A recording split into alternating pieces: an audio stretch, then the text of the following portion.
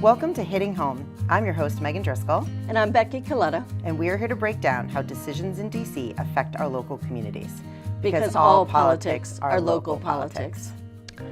Welcome to Hitting Home. Today, Becky and I are going to be doing something a little bit differently, right, Becky? Yes, we are. We are going to talk a little bit about ourselves, actually, because we started this podcast and we kind of Jumped in head first, which is what we basically do, and then realized that maybe people didn't know us that well. So we thought this would be a good opportunity that if you're interested in learning a little bit about us, that we would do a show on us. So, and if not, you can skip it. Exactly, right. If it's really boring, forget it all. I do get lots of questions about my background and things like that, so hopefully people will find this interesting. But I thought we should start with you. So maybe a first good question would be, why are you interested in politics, or how'd you get involved in politics? So Becky? I've watched politics my whole life. I grew up in Louisiana, where politics is sort of a sport, and my dad was involved. I did my first political commercial when I was 5, and I got on TV and said, "Vote for my dad. He's the best." Even I know that. What did he run for? Assessor, which was a big job down in New Orleans. There was TV spots? TV spots. It was a big job. Wow. I guess Parish-wide assessor was a big job. Okay. He didn't win. Right. And so I've always been interested in politics. And when I was in school, I was on the school paper, and we covered a lot of politics. Then when I was in law school, I did a lot of political work in law school. We did organize buses down to DC for Women's March around reproductive rights back in the late 1980s, worked on the Review of Law and Social Change, and did a lot of work with battered women. And so sort of politics was always what I was interested in. But then I sort of had a professional career that was very driven around business, and I only followed national politics, right? Yeah. And then met my husband and moved to Hanson, and we said, okay, this is where we're gonna raise our family. Yeah. And we started to get involved. We had friends who were involved. I ran for town office. And once you start to develop the skill set and the knowledge set for town government, you start to understand town budgets, went to trainings. It is a little like addictive. It kind of pulls you in. It kind of pulls you in. That's so true. So then I got more involved in local and regional politics and helping people I care about and that I like do local and regional politics. Yeah, that's great. Yeah. How about you? Yeah. So I don't, it's funny. I was like the president of my class in high school, which I think is a version of politics. But I don't know that I actually made a connection really, truly to that. I was a history major, so I was sort of interested in the sort of, I was an American history major. So I did really like enjoy like learning about why we're all here and kind of what we're doing and fundamentally how things work. But I would say I was not interested in politics at all. Had a very long career in business, and for the majority of my life, actually did not feel like I could speak politically because of business reasons. Yeah, I had like over 200 employees, and I never wanted to make anybody at my office feel badly about who they voted for or whatever. So I would say it's only in the last maybe 10 years that I started paying a little bit more attention to national politics.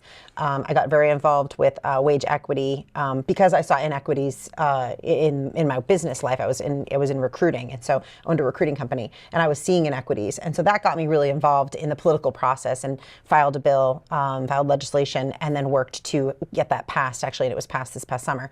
But I would say up until that point, I was kind of a little bit standoffish for many years. So it's interesting that now that I am no longer the CEO of a company, I've been able to sort of gloves are off, and I can like kind of talk about stuff and share my opinions. And not feel so hamstrung. Yeah, exactly. But what about local politics? What made you interested in local politics? Yeah, I think I got involved with we have a local rep, Josh Cutler. I got involved in his campaign a couple of years ago. Yeah. So that's actually where we met. That's how we met. Exactly, yeah. And I think that was the first time I really thought about like the representation really matters. And it was through working on my wage equity legislation that actually then introduced me to sort of the local political scene and why it's so important to be involved. And where I would say, committed to this idea that all politics are local politics, right? So I think that's ultimately how I kind of got involved. Talk a little bit about your business background. Well, no, it is kind of interesting, right? Because we both spent years in the business world Yeah. where we weren't as involved in politics. For me, it was less time. I went to law school and went to work at a big firm in New York that was a corporate firm. And after that, I left that firm to join a communications company. That was kind of always my first love. And I think when I look at politics, a lot of it is with that communications lens. And I went to work for a satellite communications company during a period that we were actually trying to break up an international monopoly of governmental systems. So international satellites were all government controlled starting in the 1960s, all the way until our system was the first international private system in the 1990s. We launched in '89, but really it sort of isn't during the '90s. Look at where it is now. Yeah, it was. But, honestly, it's funny because some of the people I worked with at this company went on to work for SpaceX because, some of the same people who are working in satellite launches and they say that my old boss reminds them, sometimes Elon reminds them a little bit of my old boss, but I think my old boss had a lot more. He was somebody who always liked a company that was under 100 people because he could know everyone, every secretary, every marketing person, every executive. He knew you personally. Yeah. And that's very different than an Elon model. Yeah. But he was crazy, and we had a complete, there was a boycott against us that was signed by 135 nation members. To boycott us as a private satellite system. So it was kind of an interesting time in the 90s where we went to a lot of different countries to develop marketing agreements with local carriers and get our services into all of these countries and work with a lot of television stations. So it was kind of the, other than the fact that Senator Markey at the time was a congressman who helped to pass the privatization of the satellite industry, it was a more non-political time in my life, but it was a lot about how the international systems work. Yeah. It was interesting. Yeah, sounds interesting. So everyone's really interested in you, Megan, because you developed your own business and grew it into a big business, a fairly big business. A very big business, So can you tell us a little bit about that? Yeah. So I started as a recruiter out of college, and I decided that, this is so me, that I could do it better. That certainly they weren't doing it the right way, and I had a better way. We've noticed this a little bit. Exactly. And so I decided to start my own company and incorporate some of the things that I loved about the way recruiting was done at my old firm, but incorporate things that I knew needed to change. And so started my company. The short story of it is that it grew exponentially, actually, through some real changes to the model and the way in which we sort of innovated away from a traditional recruiting model. And we blew up, and we had offices in Switzerland, office here in Boston, obviously, had about 250 employees. I ended up selling it to a private equity firm. I stepped down as the CEO in 2020, maintained ownership through 2022, and completely am out of it now and not even on the board or anything. I sort of am cheering it on from the sidelines, but it continues to grow and do really well. And it was a lot of... Was it mostly biopharm? Like when we talk about biopharm, did you get to know that world a lot? Yeah, of course. Yeah, that was the only, we focused exclusively in the pharmaceutical industry, but we worked on roles that were from, entry-level research associates all the way through to like a C-suite position within a pharmaceutical business. And the reason why we had office in Switzerland is because we had contracts with organizations that were basically out of European. Basel. Exactly. That's actually a funny thing when I think about the kind of things that you do when you're like the CEO of a growing business.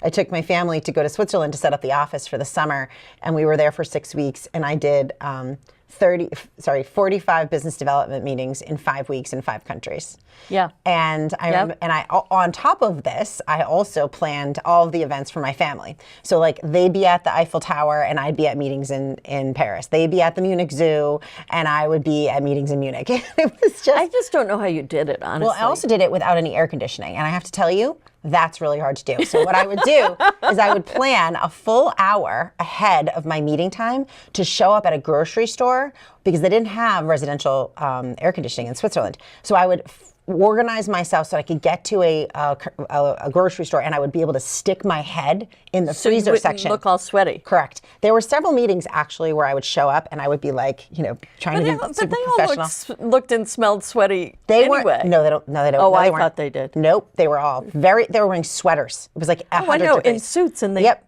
And I literally have beads of sweat like dripping on. Like, don't mind me. Don't mind me. Yeah. So that's kind of a But funny I don't little. know how you did it with kids, because for me, I was in that period of doing a lot of international travel when I didn't have kids, and I couldn't imagine having done that with kids, because Yeah, it was I can hard. remember one summer I was going to like India and Taiwan and down to South America and then back up to the US and then back over to Europe. I don't know, I couldn't have done that with Well, kids. eventually eventually my husband decided to stay home. So we kind of switched roles when my son, I think my kids were maybe like 9 and 5, maybe, or no, maybe a little bit older. I'm trying to remember exactly. Yeah, I think it was like around 9 and 5 is when my husband started staying home, just because the travel and the schedule was just so intense. But what was interesting about when I stepped down, so at the time I stepped down in 2020, I think my son was maybe in 5th grade, and I remember I had put him on the bus like 3 times in his whole life at that point. Right. And so I was actually really excited to step down and be able to spend time with them, because I was seeing the writing on the wall with my daughter, who was going into high school, and I was feeling like, oh, I really want to be connected with her before she goes to college. And then 2020 happened, and I was like, well, A lot of time. I didn't think I was going to get this much time. But it actually worked out great, because if you ask what's interesting about it is I felt very not present, right? Not present at all. For your daughter. For either of them, really, when they were younger. I mean, I went to all the things. I always, if I'd go to a board meeting, I would literally get on a plane, fly to the board meeting, and then I would go to the board meeting in LA, and then I would get on the flight and take the red eye back. So I would really only be gone for like one full day. Like I always organized my travel To be home with your kids as minimally, much as you could. as much as I could. So I made lots of games, all that kind of stuff. But I will say that because of the timing of it, my kids actually like don't really remember that I wasn't there, because COVID was like this, like, we got to like really hang out. We really did. Yeah, I loved COVID. But for I have that to say reason. that that's one of the reasons. Sorry. When I think about, I did too, for those It's hard. reasons. It was hard. It was hard, but for those reasons, I do too. But I think that that's one of the things that or impetuses for me to get involved was being home all of a sudden. It was like, oh. Right. I started paying attention to more of what was happening in our community than I had previously. Well, and both of us had jobs that allowed us to be home. So in that sense, we were kind of lucky, because you had just left your company, and I was at that point doing legal work from home. Yeah. And I could, I would occasionally have to go meet with people to do a closing. Right. But I could do that from home. So in that sense, I was lucky that we could kind of hunker down in a way that, a lot of our friends are nurses or firefighters, and they couldn't do that. Right. So obviously it was different for us than it was for them. Yeah, exactly. Yeah. Yeah. And so you have one child? I have one son, and, it kind of defines my life a little bit, because I went through 5 years of infertility treatment. So when we talk about reproductive rights, it brings a lot of those issues home to me. Yeah. Having gone through miscarriages, and when I read about what's happening in places like Texas, and it's fear that personal to could you. happen nationally, I know what it was like when I needed those services, and I can't even imagine someone at that point in my life questioning my need for those services when you're going through loss. Yeah. So, so 5 years of infertility in my 30s really kind of does have a big impact on how I view the world and how I view some of these issues. Yeah. And then I was grateful and lucky to have my son when I was 42. Yeah. So I'm an older mom. I don't know. I think that's more normal. It would probably, in our era, it was... I'm still on the older side. Yeah. I don't have that many friends who had children after 40, but I would say that's much more common today. Yeah. Than it was when you were 40, Yeah. So it's, so yeah, that's a big thing. And I think I also am a little different from you in that I grew up in Louisiana. Right. And so I grew up in a very different environment with, going every Sunday we went to the family farm. My grandparents had a farm. And when we're talking in Louisiana, our farms aren't necessarily as nice as the farms up here. It's like a farm. It's like a farm where people worked hard. Yeah. So we would go to the family farm every weekend, and Like where slaughter happens. no, it was vegetable farm. Okay, all right, that's Vegetable fine. farm. It wasn't It can't that bad. be that dirty. No. Okay, I'm thinking. It was just, my mother grew up in real poverty. Yeah. And my dad grew up in poverty in a city, which was different because he was food insecure. My mother was never food insecure. Right. So he, in some ways, is more scarred by his childhood poverty than my mother is. Yeah. And I think that also influences me because I always grew up knowing that it took one disaster for people to end up in a very different place. Yeah, well, I think that's the problem too, which is that we're sort of headed. We've come to this place where we have government working for us because of we've created safety nets for people so that they aren't one catastrophe away from being bankrupt, right? And now we're in a situation nationally where we're tearing those things down. We're going backward. We really are going backwards to a time where you will become just one disaster away from losing everything that you've worked for. Oh my God, I look at this idea of getting rid of income taxes and going back to tariffs. That's like 1910. My parents were born in 35 and 36. This is a time when people didn't graduate from high school, never mind graduate from 8th grade. My grandfather Working went on to a railroad. 3rd grade. Yeah. My other grandfather left school when he was 12. Yeah. My grandmother mine as well. got through 8th grade. That was a big deal. Yeah. Because they needed to She's work. highly educated. Back then, my grandfather... Well, in Florida, just to talk about your group. They just said that they're going to let 14-year-olds Start do to- overnight work. Yeah. So these issues really kind of hit home for me because Yeah, of the way I absolutely. grew up. Yeah. We grew up, my dad had his own business that he developed in part because of the skills he got in the Navy. Mm-hmm. And that was his way, really, the skills that he got in the Navy helped him to get from poverty to the middle class. Yeah. And at different points in his life do quite well for himself. But it was a hard journey for him, and he's never let me forget that. And that's why education and school and having me work so hard to get through school, get to law school, be able to go to NYU Law, those were really big. I think he is more proud of me than I am of myself. Yeah. Because I was able to do something it just was outside of the realm of what was possible for him back then. Well, I also think that we have privilege too. We've benefited from the privilege of our forefathers, of our skin color, of the GI Bill that helped the him GI Bill, get some education. Yeah. The fact that we both have parents that stayed together, married for very Yes, long. which reduces poverty. Right, stability. So we come from a sort of from that perspective too, which I think shapes a little bit of the way we think about things. And I see it as a way of, I see it. I think some people who grew up in that environment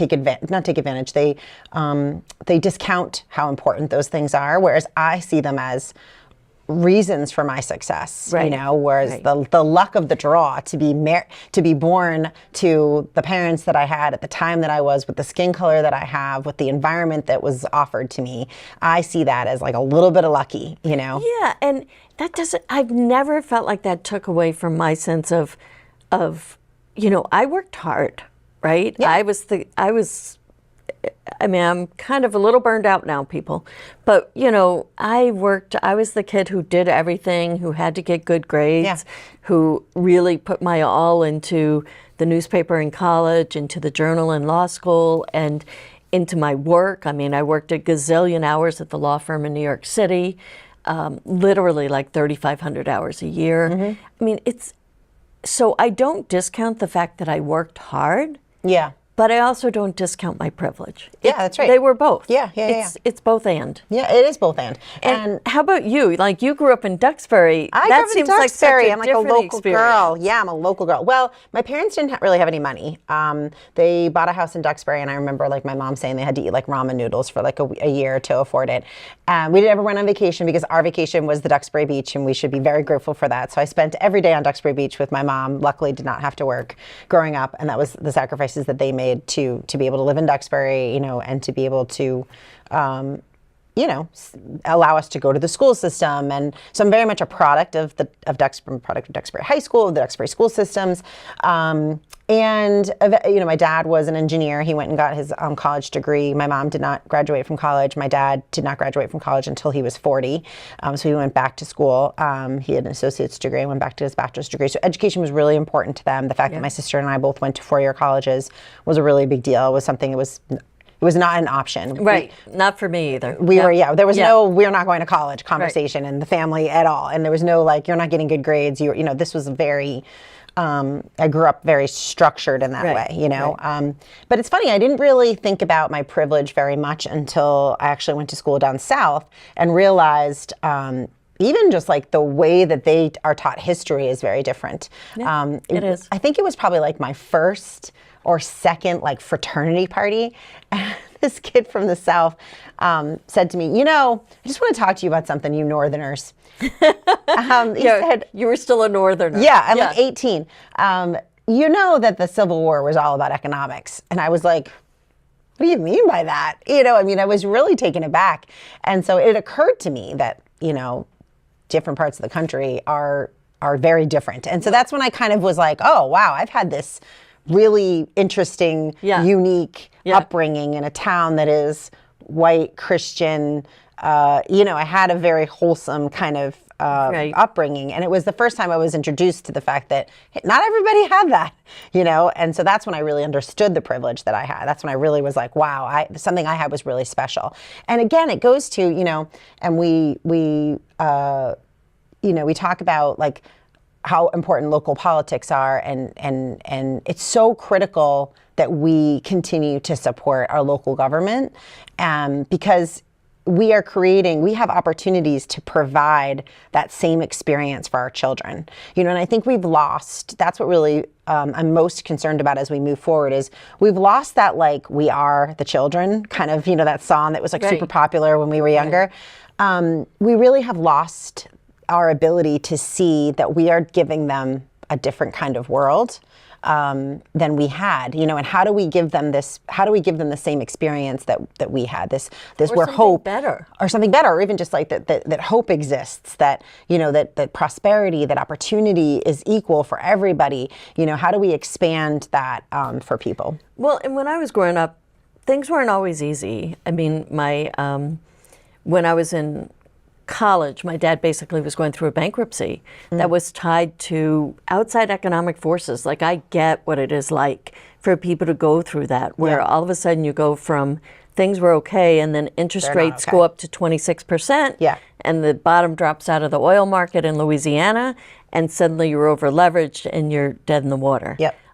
So I've seen that happen too. You build things up to lose them. So I understand that sense of vulnerability that people have. So, and I think because we always spend a lot of time with our family, and the family, my aunts and my uncles all took very different paths, and not all of them had it easy, and not all of them made it to success. I also had, a family that dealt with substance abuse issues, and so many families. I mean, that's so many families. But that was, that was a big piece of my life growing up. And so, it wasn't so idyllic, and I think I've tried to make sure that my son has something that's a little more stable than I had. And the other thing is, I grew up in Louisiana, where my three older siblings went through a school system that was better, but by the time my sister was coming along, the school systems were getting defunded after desegregation, and I ended up getting moved into the Catholic school system, not because my parents didn't believe in public education, but because the public education system was being abandoned by people who could afford to go to private schools or Catholic schools. And so when I see people start talking about things like vouchers, or do we really need those good of a school system? Or do we need to put all, well, we don't fund our government. It makes me a little crazy, because I feel like I've seen that disintegration happen down there. And I've seen what the results are. And it really is sort of education for fewer and fewer people. Yeah. Well, it's services for fewer and fewer people. I mean, that's what we're looking at. We're looking at services for fewer and fewer people. We want to remove people from the services that they depend upon, up to and including potentially Social Security and Medicaid and education. And I mean, you name it, everything is on the chopping block. And I think Social that's Security cannot be on the chopping block. Like I look at it and say, it's crazy. I've saved my whole life. My husband saved his whole life. But our retirement doesn't work without Social Security. Yeah. And I think we're in better shape than most people at our. I just turned 60, so we're better than most people at age 60. Yeah.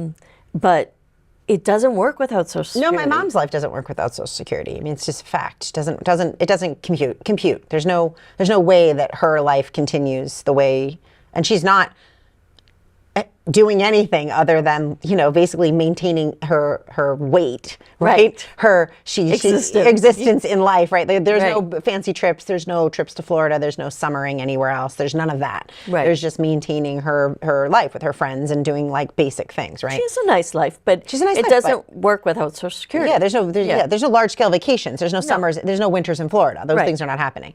It does not work without Social Security. So, and I think that's kind of why we started to do this. Ultimately, kind of bringing this home now. Right. Why we started hitting home was that we felt as though the national political environment have become so toxic, quite frankly, and some of these things that they're talking about doing and then doing are so tragic to.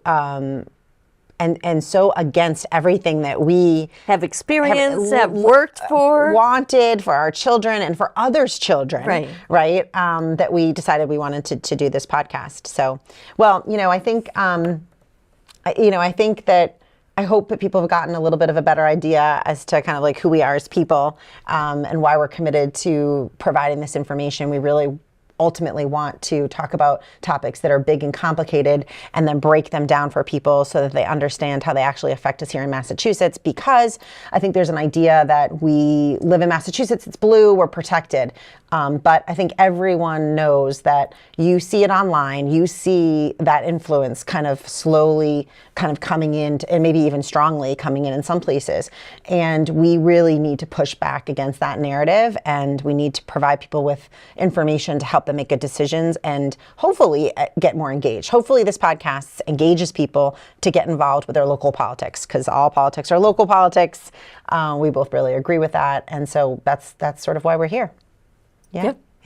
Well, thanks for joining us. We appreciate it. As always, let us know, if you've got any ideas for shows, anything you want us to talk about. We are interested in that. So thanks for coming.